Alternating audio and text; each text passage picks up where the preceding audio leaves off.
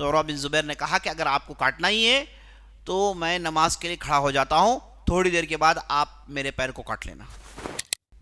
اور سلف الصالحین میں بڑے عجیب و غریب چیزیں ہم پڑھتے ہیں۔ بعض چیزیں اگر ہم پڑھیں اور کہیں تو لوگ کہیں گے کہ بھائی یہ تو ہو ہی نہیں سکتا، ممکن نہیں ہے۔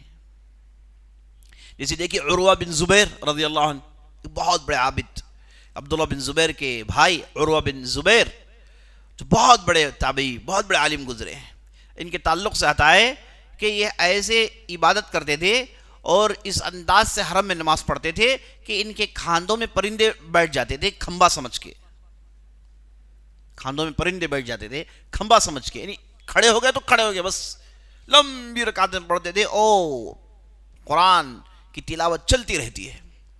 اب ان کے بارے میں آتا ہے کہ ایک مرتبہ ڈاکٹرز نے کہا کہ بھائی آپ کے پیر میں ایک ایسی چوٹ آئی ہے جس کی وجہ سے آپ کا پیر نکالنا پڑے گا، تو پیر کاٹ کے ایمپیوٹیٹ کرنا پڑے گا، ورنہ آپ کے جسم میں یہ پورا زخم پھیل جائے گا، پھر آپ کے لیے جان کا خطرہ ہے۔ تو عروہ بن زبیر نے کہا کہ کیسے کاٹو؟ کہا کہ تمہیں صبر کرنا پڑے گا۔ ہم اب اس زمانے میں تھوڑی یہ جو آج کے ٹیکنالوجیز تھے، اس زمانے باقاعدہ کاٹتے تھے، تو کہا کہ آپ کے پیر کو کاٹ کے نکالنا پڑے گا۔ تو عروہ بن زبیر نے کہا کہ اگر آپ کو کاٹنا ہی ہے تو میں نماز کے لیے کھڑا ہو جاتا ہوں، تھوڑی دیر کے بعد آپ میرے پیر کو کاٹ لینا۔ اور نماز کے لیے کھڑے ہو گئے اور اس کے بعد ان کے پیر کو کاٹا گیا۔ عجیب، ہمارا معاملہ یہ ہے کہ بیمار پڑتے ہیں سب سے پہلے نماز ہماری جو ہے ضائع ہوتی ہے کہ ہم جمع کر لیتے ہیں، بعد میں پڑھ لیں گے، ہے نا، فلاں نہیں کر سکتی فلاں۔ سب سے پہلے ہم جہاں کیا ہے رخصت تلاش کرتے ہیں وہ کیا ہے؟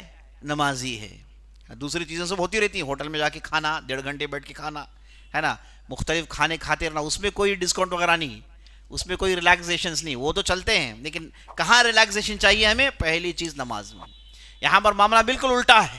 عروہ بن زبیر کہتے ہیں کہ بھائی میں نماز میں کھڑا ہو گیا تو پہلا میرا اس کے بعد آپ پیر کاٹ لینا۔ اللہ اکبر۔